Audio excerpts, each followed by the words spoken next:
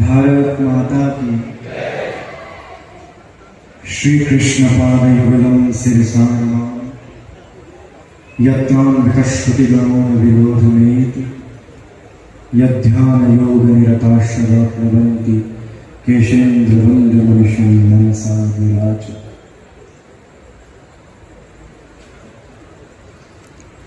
मंचस्थ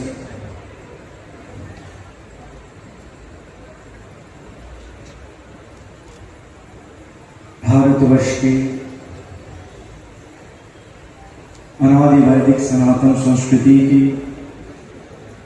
सेवा में निरत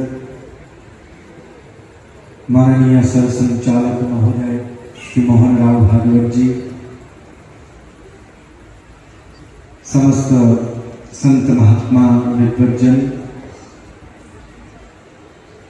समस्त मेरे वाम पार्श्व में विराजमान स्वयं सेवक वृंद, समुपस्थित राष्ट्र के लिए सदैव जागृत जनमानस, मातृशक्ति, आज अत्यंत गौरव का दिवस हम सभी सनातन धर्मावलंबियों के लिए। अनेक वर्षों से जो भ्रांति चली आ रही थी, उस भ्रांति का निराकरण आज गौरव प्रताप गौरव केंद्र पर हमारे सर संचालक महोदय के सन्निधि में सदैव के लिए निस्तारण होने जा रहा है। बोले महाराणा प्रताप की। सार्ध चतुर्शती विजयोत्सव, सार्ध चतुर्शती विजयोत्सव आज हम सभी जिस गौरव के साथ मना रहे हैं, इस हल्दी घाटी के इस मेवाड़ की परम पावन भूमि, मेवाड़ की यह वह परम पावन भूमि है जहां पर राष्ट्र भक्ति के लिए, हमारे अनादि वैदिक सनातन संस्कृति की रक्षा के लिए महाराणा प्रताप ने अपना सर्वस्व बलिदान कर दिया, पर हमारी भारत भूमि पर कोई आंच नहीं आने दी। ये वो परम पावन भूमि है। भारत माता की।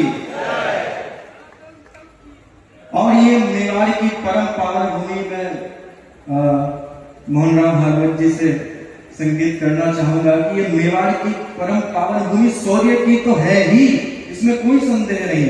यहाँ से ये वो भूमि है जहां पर हमारे लिए कहा जाता है कि जननी जने तो पूत जन के दाता के सूर। तो सूर तो यहाँ पर पग पग पर जन्म लेते हैं, पर ये मेवाड़ की वह परम पावन भूमि है जहां पर भक्ति की भी अजस्र धारा प्रवाहित हुई है। मेड़ता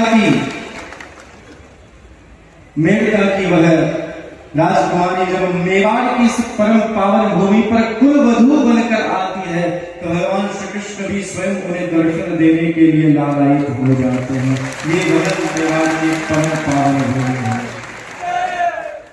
मैं भक्तिमती मीराबाई, आप सभी जानते हो, इस मेवाड़ की कुल वधू थी।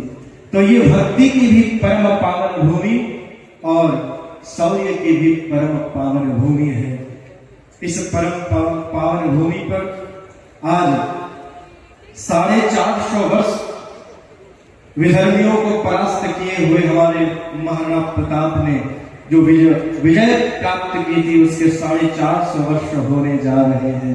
उस समय जब हमारी अनादि वैदिक सनातन संस्कृति पर, हमारी इस मातृभूमि पर संकट आया, तो महाराणा प्रताप ने भगवान श्री राम के उच्च वचनों का पालन किया। जब भगवान श्री राम ने कहा कि लक्ष्मण, जननी जन्मभूमिश्च स्वर्गादपि गरीयसी, चाहे यह स्वर्णमयी लंका बहुत सुंदर है, इसका वैभव अप्रतिम है, परंतु हमारी भारत भूमि से श्रेष्ठ कोई और स्थान हो नहीं सकता। हमें उस भारत भूमि के लिए ही जीना है और मरना है।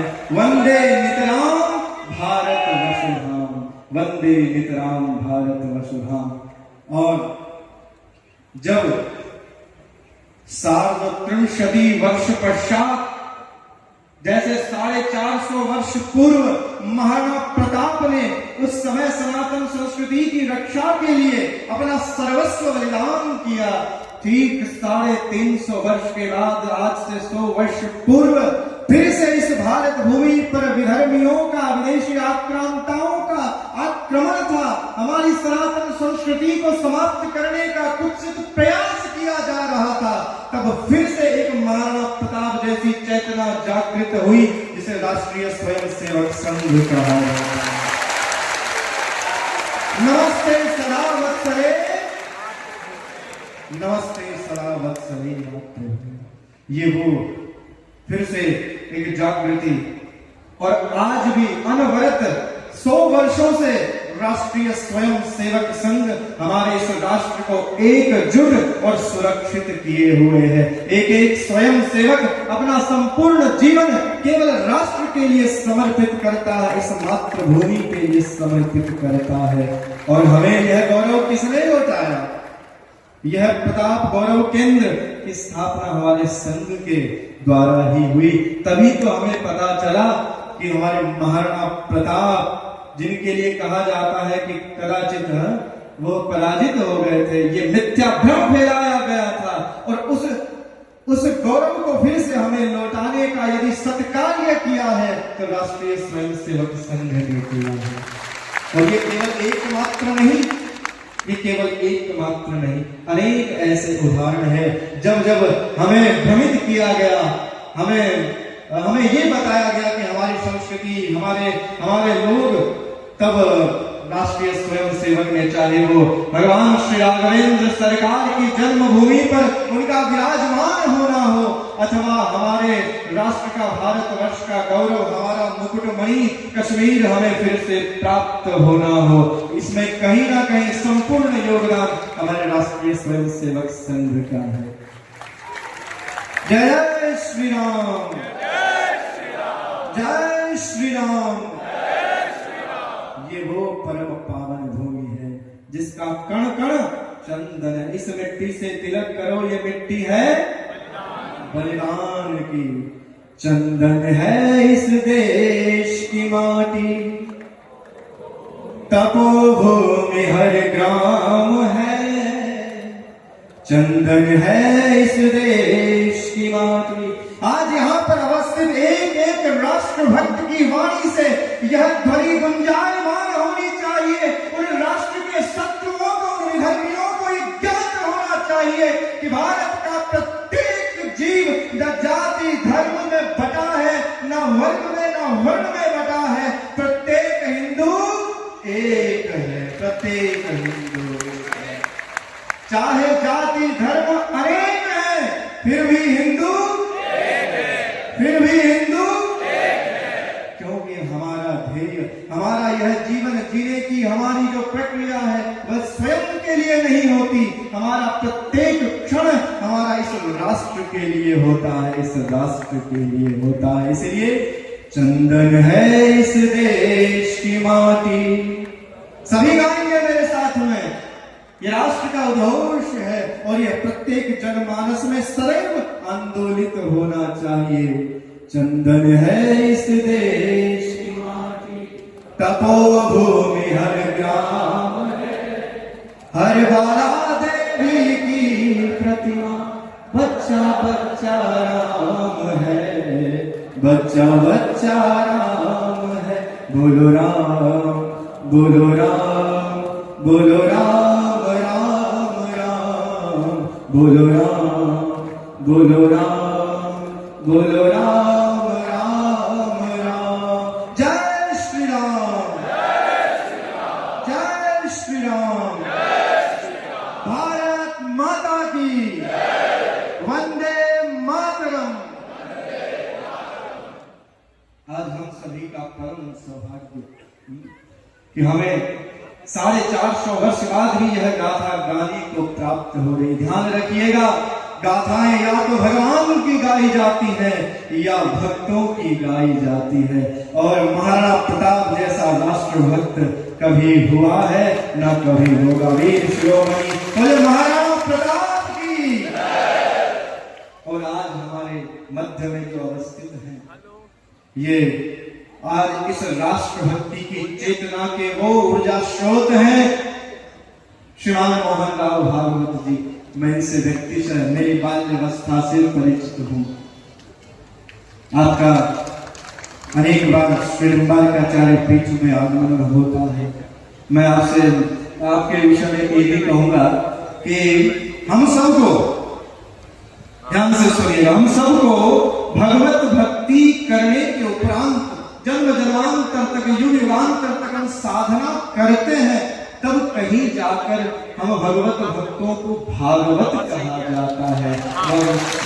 भगवान को जन्मना जायते भागवत, जन्म से ही आप तो भागवत हैं। आपके माता पिता ने जन्म से ही परिलक्षित कर लिया था कि ये कोई साधारण बालक नहीं, यह निश्चित ही भक्त बनेगा, इसलिए भागवत नाम प्राप्त हुआ। और भक्त भगवान के होते हैं या राष्ट्र के होते हैं। जय श्री राम। जब आपका आचार्य पीठ आगमन हुआ तब एक भाव आपके प्रति कुछ शब्द प्रस्फुटित हुए थे, तो मैं आज फिर से वही दोहराना चाहता हूँ हमारे श्री मोहन राव भागवत जी के व्यक्तित्व के विषय में। यद्यपि आपका व्यक्तित्व अवर्णनीय है, परंतु कुछ शब्दों में दिव्या राष्ट्रीय भावना समधिका लोकेषु संदृश्यते, संघेन प्रतिपादिता विजयनी हत्सुप्रभा वर्धते, भाषा भागवतस्य ज्ञान वपुषा धर्मस्तदा भाष्यते, नैवास्ति क्वचिच्चत्र संशयमहो श्री मोहनो राजते, श्री मोहनो राजते। बोले भारत माता की। इसका यही भाव है कि हमें कोई संशय नहीं है कि हमारे राष्ट्रीय स्वयं सेवक संघ की डोर जब तक हमारे श्री मोहन राव भागवत जी के हाथ में है, हमारे इस अखंड भारतवर्ष को और कोई खंडित नहीं कर सकता, ना ही यहाँ पर कोई कुदृष्टि डाल सकता है। हमारी अनादि वैदिक सनातन संस्कृति अनंत काल से सुरक्षित है, सुरक्षित सदैव के लिए रहेगी।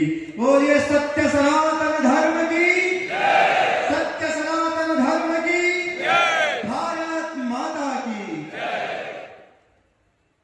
मैं मोहन राव भागवत जी का हमारे इस राजस्थान की मरुधरा पर बहुत बहुत हृदय से स्वागत, समस्त संत समाज की ओर से अनंत स्वागत करता हूँ। भागवत जी, यह तो वो भूमि है जहाँ पर है कवि देवता भी विचरण करते हैं। यूं तो महाराष्ट्र की भूमि भी परम पावन है, आपकी जन्मभूमि महाराष्ट्र की, जहाँ पर संत एक नाथ संत तुकाराम जीजाबाई, जिन्होंने सदैव भगवान विठ्ठल विठ्ठल गाया है। और हमारी ही निम्बार्क परंपरा का एक दिव्य शिवालकरी संप्रदाय, जहाँ राम कृष्ण हरि, वह भी परम पावन भूमि, और यह मरुस्थल की वह भूमि है जहाँ पर देवता विचरण करके भी स्वयं प्रसन्न हो। और देवता ही नहीं, स्वयं भगवान अहो अमीशाम किलकार शोभनम, जहां पर इस भारत भूमि के लिए कहा जाता है कि भगवान अवतार लेकर स्वयं प्रसन्न होते हैं, गौरवान्वित होते हैं कि मैंने अवतार लिया है तो इस परम पावन भारत भूमि में अवतार लिया है। वंदे नितराम भारत वसुधाम, ये वो भारत भूमि है। और उसमें भी यह मरुधरा, आतो सुरगाने शर्मावे, ई पर देव को जस नर नारी गावे, धरती धोरारी, ओ धरती धोरारी, ओ धरती धोरारी, ओ धरती धोरारी। ई पर देव रमण में आवे, ई को जस नर नारी गावे, आतो सुरगाने शर्मावे, धरती धोरारी, ओ धरती धोरारी। हम भगवान श्री राम के उन्हीं वचनों का पालन करते हैं जहाँ पर भगवान ने कहा था जननी जन्मभूमिश्च स्वर्गादपि गरीयसी। हमारे लिए भी हम परम पावन मरुभूमि उतनी ही पूज्य है। इस मिट्टी से तिलक करो, ये मिट्टी है बलिदान की।